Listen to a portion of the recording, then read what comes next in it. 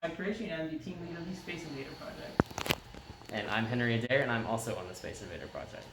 So, a little about this project. This was originally a senior project that was given to the Little Lighthouse from TU, but a couple years ago it was brought back to TU for hairs and has been here for about 2 years.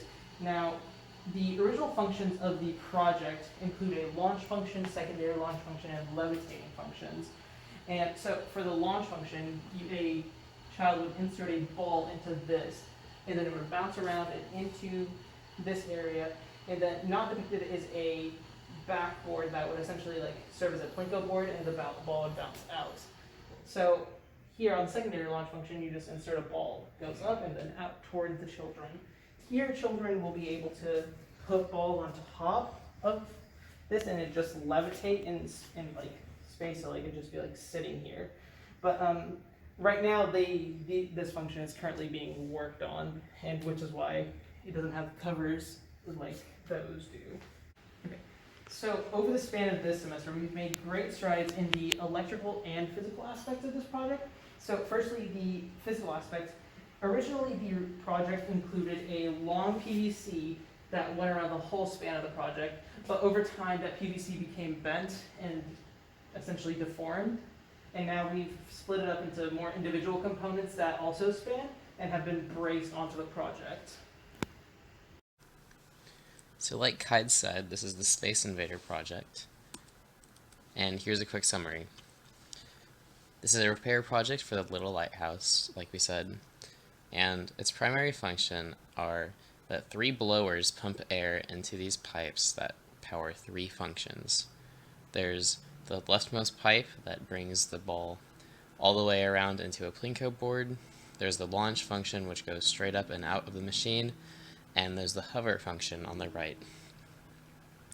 Our objective here in repairing the Space Invader is to complete the structure on the outside, as well as add fire safety to the electrical components inside. Speaking of electrical components, there are 3 115 volts alternating current blowers that power the 3 functions. For fire safety, each blower's temperature is monitored with an infrared thermometer, which can interface with our Arduino, and once this Arduino detects a temperature that is too high, it powers relays to cut the power to the blowers to avoid fire risk. In addition, an emergency off switch opens the circuit at the very beginning where it plugs into the wall to cut power to all components whenever there's an emergency. We made lots of progress this semester. To list them off, we finished the piping for the plinko board and launch functions. We added metal bar supports for stability on the leftmost piping.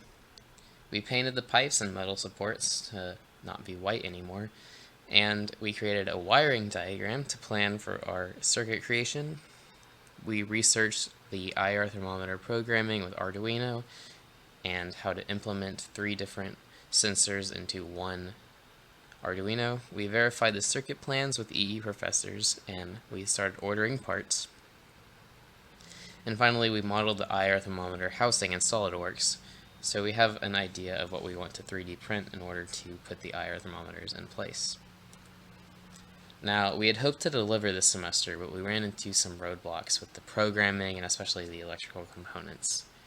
So in order to deliver as soon as possible, hopefully next semester, the following must be done.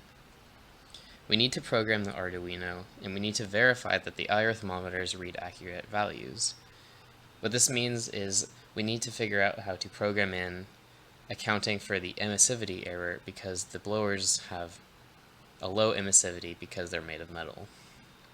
We need to install the thermometers, the Arduino, and the blowers. Once the circuit is guaranteed to work, we need to complete the soldering, and we need to test that the circuit works. We need to install the emergency off button, attach the shells to the hover function pipes, and insert the plinko board into the frame.